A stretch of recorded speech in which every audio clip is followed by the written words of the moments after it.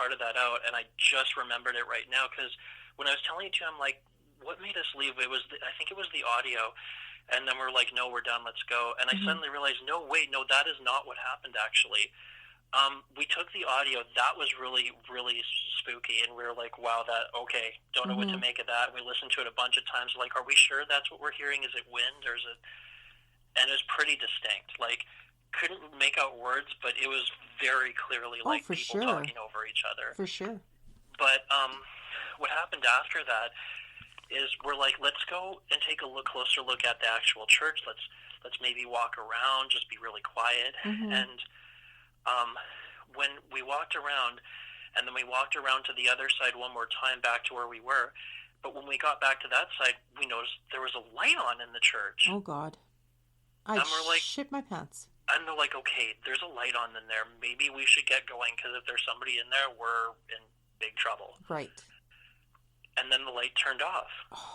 And we're like, okay, just be really quiet. We'll see if it turns back on. Just stay. We're in the corner of the church in the dark. So we're like, okay, just be quiet. If you hear like a door open, just be quiet. Yeah. Just be really quiet until hopefully they leave, and then we'll get in the car and we'll be out of here. And we didn't hear anything. We're like, okay, well, I don't think there's anybody here. And they're like, well, who turned off the light? And we're like, I don't know. Like, I can't really explain that. So we're like, okay, you know what? Maybe time to go. Yeah. So we went towards the car, and I remember this now because my friend Tim, he said, he's like, guys, look.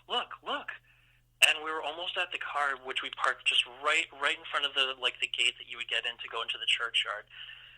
And the front door was open a crack. Oh, God. And we're like, and I remember my one friend, she was like, no, nope, get in the car, let's go, we're leaving, sort of thing. Smart girl. And Tim was like, well, I'm gonna go check that out. And I'm like, I don't know, man. Yeah. He's like, I'm gonna go check it out. He's like, it's not, I want to know what's going on. Yeah. I said, okay, well, I'll you know what, I'll come with you. And Nikki and our other friend, they stood by the car. They were having nothing to do with that. They had their hand on the door. They had their hands on the door handles of the car, ready to go. And I went with Tim. We walked up the steps, and we kind of just gave the door a little push. It opened inwards, and we looked, and you could see down the middle of the little chapel inside the church, and it was dark. There was nobody in there. Okay. There was absolutely nobody in there. It was completely dark, silent. And Tim just kind of stared in there for a little bit, and then we looked at each other and we're like, nope, time to go, man. And he just really quietly closed the door, and we got in the car, and that's when we hit the highway, and then we had the muffler problem. Yeah.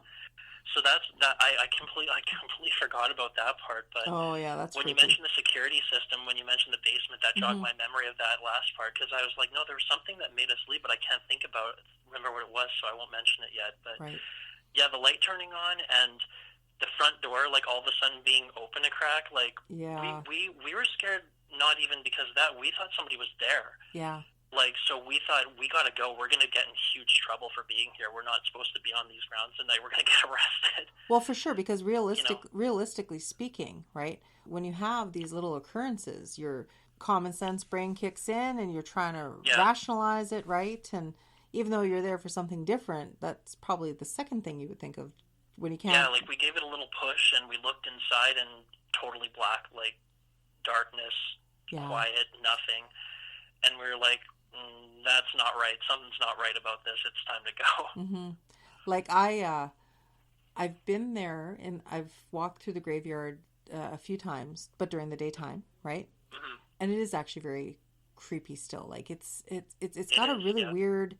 It's got a really I'm not bothered by it. It's just got a very, I don't know how placid feel. It just, you feel energy, but it's just, I wouldn't say calm. A very cold feeling, a little bit on the unsettling side, but feels very depressing. Depressing. Yeah, that's exactly. It's almost, I think it's more so just because you're reading the tombstones and you've got these little families with these little kids that got wiped out from some outbreak of something, you know, and Well, they didn't live very long back then. About St. Andrews personally. What's that? Was that like there like it was in the time of, I don't want to say like the plague, but a sickness or something. Mm-hmm.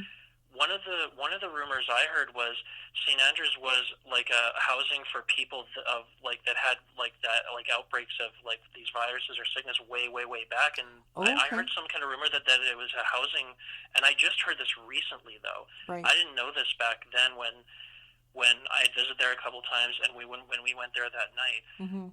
But I recently read something somewhere to the effect of that they housed like people that were very sick inside the church at one point in time, and there was a lot of like people like in pain and groaning and you know not like being very sick and stuff like that, and talking and stuff like that. So I remember thinking, I wonder if that has anything to do with what we heard when we recorded that night. Right. Again, just a rumor, but that I found that kind of to be another interesting little rumor going around about the church itself. So. Well, you know, you're probably pretty close, because I mean, I dare to say there's that Saint Bernadette's, or there's some kind of monastery near there on Main Street, right? Like I could see that being a sanctuary where they would house, like, you know, have the nuns or the monks or whatever, you know, look after the sick and the dying type deal, right? You know, but I've been in the church as well, like on a tour. Like I have actually been like just daytime, you know, and it's creepy in there. Like I don't feel, not because I know it's haunted or all these stories and stuff, but you know, some churches you get that and I'm not religious by any means, but you get that overwhelming, comforting, like it's just very magnificent, but it's kind of dreary. It's cold in there. It's not very pretty. I mean, it's clean and everything like that, but I don't know. It's just got a different feel. But you know what? You should try going back during the daytime with a recorder. That'd be interesting. That's crossed my mind, and in fact, my wife and our friend Mike, that's something we've talked about. That's one of the places at the top of our list. We really want to go check out St. Andrews, and we figured we're fine with even going there during the day and just seeing what we can do and take lots of photos and some video and just try to do like pack as much of that as we possibly can. But one of the places we really want to go is we really want to check out at least in the early evening while we can still get in there. We want to really check out Elmwood Cemetery. Oh my God! Because we've heard some really interesting and for lack of a better word, very interesting stuff about Elmwood Cemetery. So that's actually the first spot we're planning on going as soon as possible. Yeah, I've been in there a few times. It is at night, and it's such a cool place. I've caught orbs on film and wisps of smoke when I went with the tour with Kristen from Square Pegs, and then it's actually so massive, right? I mean, there's roads. It's a huge place. It's huge. People are dying to get in. Anyway, but like we walk so far back there. There's a point where you get like halfway, not even full way, halfway to the back. You do not hear Henderson traffic anymore. Like you are in a different place and time. Yeah. Like it's bizarre. I remember hearing right when the river was so brutal. I can't remember what year it was. And then the banks rotting away, that there was actually like coffins and stuff floating out. There was. I remember that year actually because the water was so high and it had eroded the banks so bad that there was some caskets or like something of that nature sticking out of the bank side. And I think they actually went and had to like an emergency situation. They actually went and got a whole bunch of limestone. They did. Or something like that, or rocks, and they piled it all along the shore bank. So I remember hearing about that and looking. And if you go over the bridge, I don't know if you can still see it now, but if you go over the Disraeli Bridge, actually, I think it is, you can actually see the rocks, the limestone banks, where they put the rocks there to cover up like the caskets. They did it. Whatever was sticking out, and I'm like, well, that's not good. Limestone? No, that's a conductor. But you know, you do what you do. Rock. I remember because it might not look that way now, but it was definitely some kind of like some lighter colored rock, like bits or something, and they put them all along the shoreline. Yeah, I've seen it. Yeah, and they also did a nice job. Like, oh, that's probably going to disrupt a a lot of the energy in for there. sure. That might be interesting. But I mean, they did do a nice job because I do remember seeing it. I think we're on a boat. I think, yeah, we went boating that way or something. And Okay. they did a nice job because with all the rock, they actually have it with metal. You know what I mean? Like, Okay. for as good and long that's going to do, I don't know. But, I mean, you know, earth shifts and all that good stuff. But Yes, yeah, that's true. But, like, limestone would be their cheapest option. So, water, limestone, let's throw a few Ouija boards in there and see what happens. I don't know. Yeah, that is a thing, isn't it? Because, like, I mean, my first thought was that it was limestone parts, like rocks, because I remember the year it happened, I heard about that. I immediately, of course, my morbid curiosity as I'm going over the bridge, I'm looking, I'm like, oh yeah, there's where they just put all those rocks to cover that up. And it was definitely a lighter colored rock, too, so, like, knowing now what I didn't know then, I'm like, I know, right? If that's the case, I don't know if that was the smartest option, but they're not thinking the way we do. No, nobody thinks in those terms when it's government and it's all cost effective and like, yeah, that's cheap. Use that. That's cheap. Get Perfect. as much as it as you can in there. Cover that up. Yeah, fix it. They'll fix it. Like the haunted history of Winnipeg and Manitoba. There fading. seems to be a lot of places, and it's fading away. And quite a few with a pretty legitimate history of like haunted like experiences and paranormal experiences and stuff like that happening. So that it's pretty incredible, actually. I know, and it's fading away, and that's what we kind of want to try and preserve in our weird kind of format. You know, like we like the history element and it tied in with the haunting. You know, make a nice little package. You know, and yeah, absolutely. And then that's why we're reaching out to everybody. Like, we want to hear stories. Like, we want more stories. Like, a lot of this isn't documented, so we got to keep this preserved and all this good stuff. But yeah, so I mean, you know, pretty cool stuff. I would say go explore, take your recorder, see what you can find. So maybe we'll cut off here. I got to do a few things before I hit the hay. Of course. Kelly, it was a delight speaking with you. And just to reintroduce yourself, we were speaking with Kelly Dreadful, resident here in Winnipeg, who shared some very, very cool extra content stories. And we've been searching up and down for like some St. Andrew first-handers. Thank you so much. So that was very, very cool. We appreciate you taking time and chatting with us chatting with me. And Kelly, you told me a little bit about your bio. I mean, would you like to advertise anything for yourself while you're here? I mean, that certainly you may. Go ahead.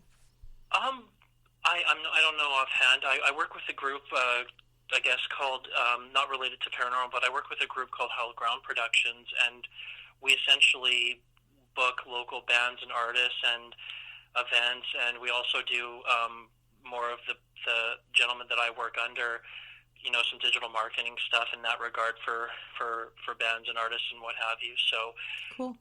By all means, anyone that's into that can feel free to go check out that page and, you know, spread the word if anybody were to ever need any promotional help or anything with anything to that effect. I guess I could plug that for Jerry there. For sure. And it's called Hellground? It's called Hallowed Ground Productions. Sorry. Okay. Like www Hallowed Ground Productions? Yes. HALLOWED, Hallowed Ground. Okay, cool. That's awesome. And of course, my page on Facebook is just Kelly Dreadful, and it's pretty much just horror content. That's cool. Like different articles sharing different things about like the horror culture and films and that sort of thing. And that's mainly what I do on that page now, is just like horror movie culture stuff. I'm extremely into that, so feel free to, anyone can go check that out and spend some time with me. Sometimes I post watch parties of old horror movies and stuff like that, and it's all just for fun. That's awesome. Did you ever consider doing a podcast? You know what? I have actually many times, and I really actually have been hopefully wanting to, in hopefully the near future, putting something like that together that's based on the local music scene, to try to, you know, as another little thing to help support some of the bands and artists and the wonderful, you know, artists we have here in Winnipeg. Yeah. Yeah, absolutely. It's all about local. You know what I'm saying? Like, we've got so much good talent here. It's just amazing how diverse and just a melting pot, really, you know?